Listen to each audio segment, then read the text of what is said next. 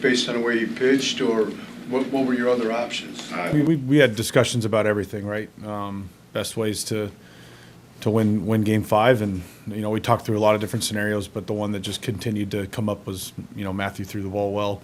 He's been great for us, so we feel very, very confident in Matthew taking the ball tomorrow. Questions? Zach? You surely predicted that you'd give him the ball with the game on the line when you were talking to him in June, right? Yeah, 100%. Yeah, we knew way back then. No, I mean, you never know how the season's going to play out, right? And we talked about spring training. It'd be great if we had 26 guys from opening to closing, but with the additions that Matthew and Alex have given us, and the way Matthew's taken the ball every time and competed, we feel really good about him taking the ball in a Game 5 scenario. Questions? Here in the front. Stephen, Austin Hedges was in here a little bit ago, and he was talking about how you guys use analytics, but then in the dugout, you're making adjustments and how important the eyes are to watch as bad as hitters go up. So can you take us in the dugout and talk about those discussions? You're talking about for pinch hitting and things like that? No, how you attack the opposing batters. Oh, I mean, that's more the catchers and pitching coaches area, but I mean, we come up with game plans. We know where hitters have their damage, and we try to avoid it. That's how everybody pitches. So I mean, analytics, I think gets a bad rap. All that is that's the data. That's the facts about each player, and data doesn't lie. So you use that as a tool. You use that as an information piece, but you also have to go out and play the game. You have to feel what the hitter's doing, what the pitcher's doing, and you're always making adjustments based off of what people are actually doing. And so the numbers and analytics are a tool. They're an educational tool that help us, navigate through games, but you still have to use your eyes. And your experience as a catcher for all those years, how does that help you in making those in-game adjustments? I mean, it's the information you have in your mind going into the game, and then you read the hitter, you read what the opposing team's trying to do, and you know that you have to pay attention to what's going on in the game. Yesterday was the first time you ever had a chance to manage a win or your season's over kind of game. Did you learn anything about yourself? Yeah, it was fun. I had a blast. I mean, it's what you want to do. You want to be in those games. You're not in an elimination game if you're not having a good year. And I think for our guys, they went out and they earned it. And it felt like any other game. It really did once it started. Leading up to it and the decisions you have to make, yeah, they're a little more crucial, but it felt like just another game for us. And I think that's the way our players have attacked every game, has helped me, stay calm and under control. Here in the front. I mean, we've heard you guys talk so much about how much this group loves each other, and this probably won't surprise you, but just to see Pedro this whole series be the guy who's top railed the entire time. He's the first one out of the dugout when a pitcher's coming out of the game. I guess what more can this say about this group for a guy who didn't even make the roster? Again, it just speaks to how close that group in the clubhouse is, and they put their teammates ahead of themselves. And Pedro is, the number one example of that, as well as Ben and, Tyler and, Nick Sandlin, these guys that we had tough conversations with last week, and here they are cheering their teammates on like nothing changed, like they're active, and it's just they want to win. And if their job is to support their teammates, they're going to do it to their fullest. Scooble's numbers speak for themselves. What makes him so tough? Just his stuff, his demeanor, his confidence. He can throw any pitch at any time to any part of the zone, and he can add and subtract. He can shape the ball differently. I mean, he's just a premier pitcher with elite stuff, and we got our work cut out for us. Is this fitting that you guys have gone back and forth with them all year, never mind past week, that it's coming down to this winner take all, you two? Yeah, I don't think anybody thought this wasn't going to go 5 games. It's the way our season's been. It's where their season's been. It's been the way our head-to-head matchups have been. It's going to be a fun day tomorrow. I don't know how it's going to shake out. I don't know who's going to win. Somebody's got to win, somebody's got to lose. But I know it's going to be a really fun day at the ballpark tomorrow, and I'm confident our guys are going to come out ready to go.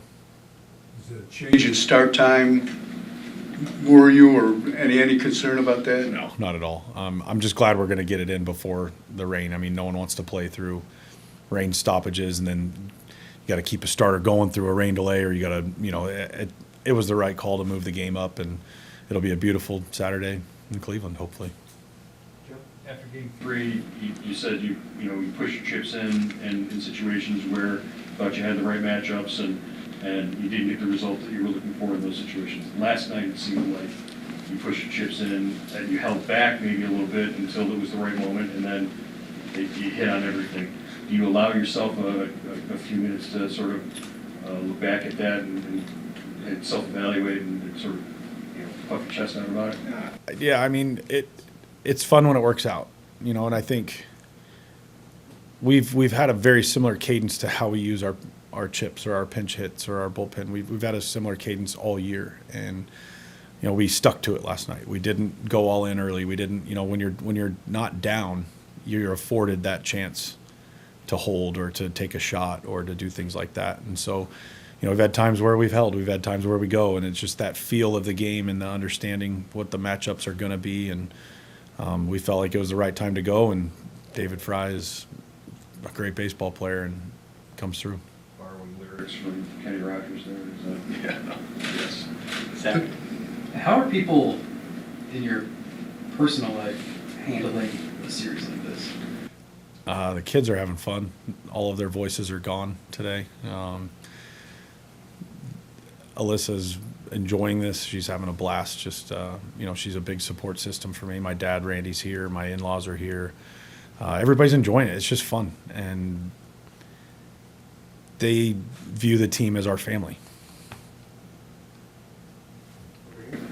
Obviously, this is your first year here, so it's not like you have this long history with the Tigers. Is there something, though, about the fact that Cleveland and Detroit are meeting in the playoffs for the first time after, literally thousands of meetings before that? Do you feel like maybe this could be the start with two young rosters of a rivalry that, has a little more weight to it? I think anytime you play divisional opponents throughout the year, you form little rivalries, and then, I think a playoff series can really propel that. But the way, being the first year here, the way our guys view division matchups is they are playoff series. The way we view, they mean more. So I think it was already there, and I think it's just fun to have a team that you are so familiar with that now you're competing in the playoffs. It's been a blast. Time for 2 more, if anyone has them. Along the lines that Joe asked, how big a difference does it do when you make moves, when you have a lead and when you're behind? Because I think Wednesday you were down early, and yet last night you got up early. Yeah, it's huge. I mean, playing from ahead is much different than playing from behind, and I think for our guys, when we score early, that really gets us going. And so I think it allows you to make more moves when you are ahead, or be able to do more creative things when you are ahead. When you're behind, you got to take your shots to get back into the game. So it's important to get a lead early, and then it's important to hold it. One more question, if anyone has it. All right, Steven, thank you for coming.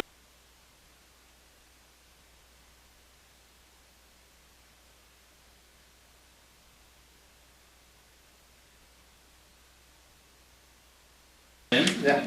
And we'll get started. First question. Start here with Zach. Does this feel like fate? I mean, against that team, against that pitcher, in a game of this magnitude? Oh man, yeah.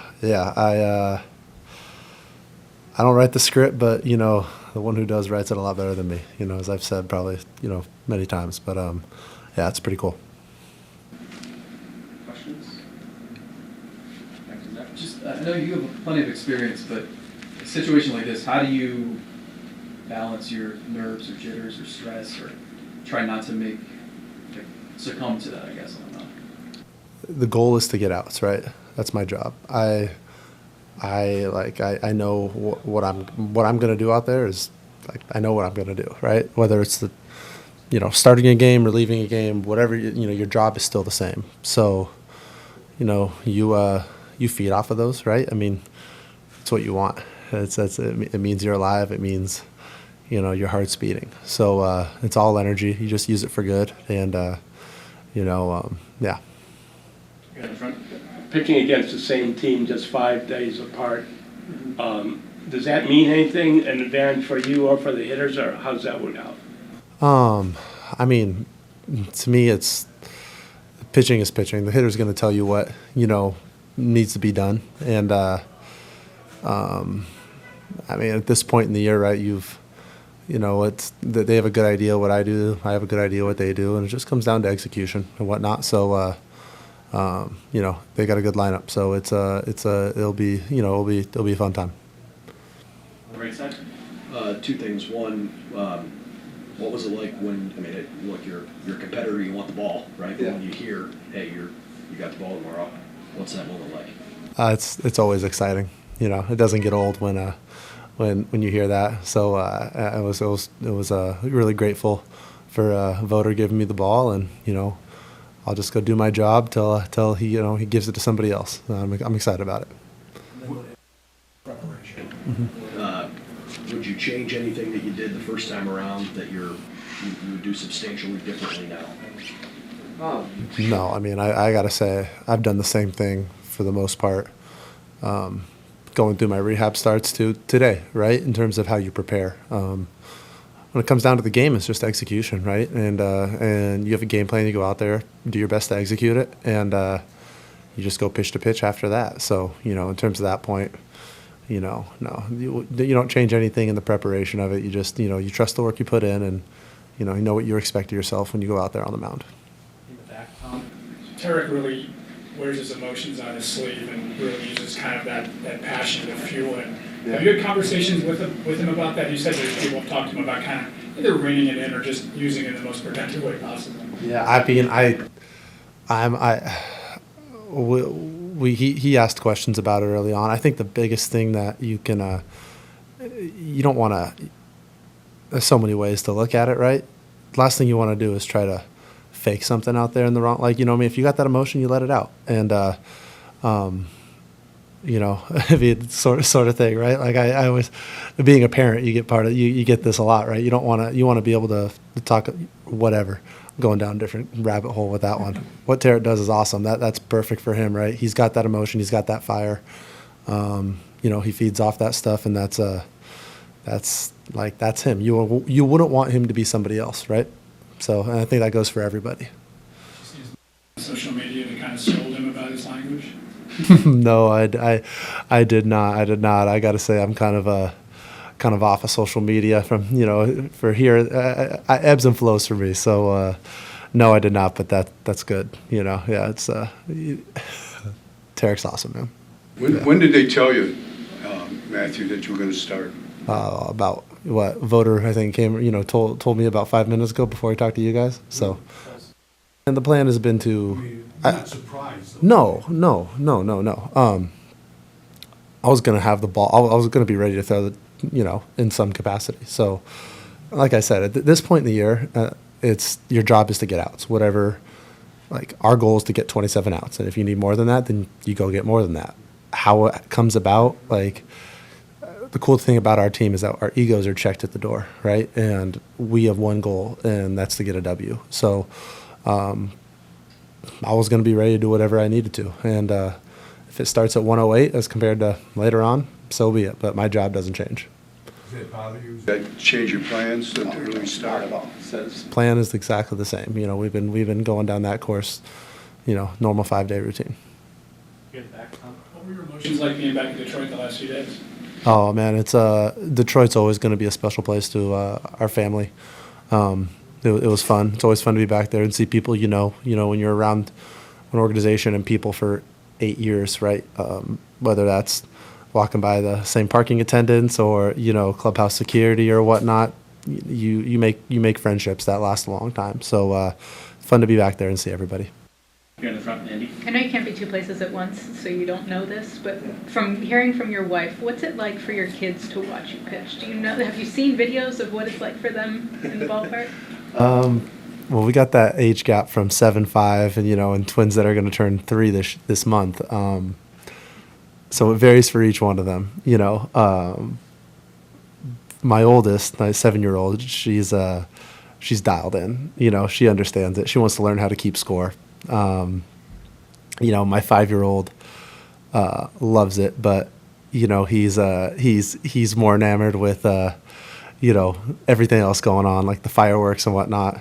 And I think the twins like the hot dog race. That's what the big thing is. Every time that they go to the game, they tell me, you know, they told me that there wasn't a hot dog race during my last start, and that was the biggest news for them. So, you know, it varies by age, but it's kind of cool to see them as time has gone on, right? You know, my oldest is, you know, Mira, she didn't really understand it until a few years ago, and then it was, why aren't you playing baseball? It's like, oh, but I'm hurt, honey. Like I got it. She's, you know, that you see that evolve and whatnot, and you know, they get more and more dialed in as the years go on. So it's fun to see it through their eyes. The project to teach her how to score. Yeah, I mean, you know, you need a game to. It's a little hard to find a baseball game in the offseason. I gotta probably put Papa on that, and you know, sit her down with him, and go through it pitch by pitch. Any more questions? Did you ever think when you signed here that you'd be pitching 2 games in the ALDS? I mean, was that? I mean, I know that's a silly question, but I mean, is that kind of, how do you take that all in? I mean, just gratitude. It's what, like, you know, all those days. Man, you're making me cry. I don't know why. This is ridiculous. I mean, you're in the gym, right? And this is what you dream of. This is what you want. And you go do it. And it's like, yeah, right? Gosh, Paul. Yeah, man. I don't know. I don't know where that came from. But you're excited about it. And that's what you want. Like, you don't, like, this is what you dream about. You dream about everything leading up to it. I said when I got back, that was a step.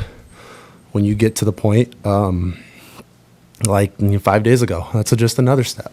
Tomorrow is just another step. You know, the script is still being written, regardless of what the result is, but it's like, that's what you want. And it's the cool part about it. Yeah. Yeah, thank you guys.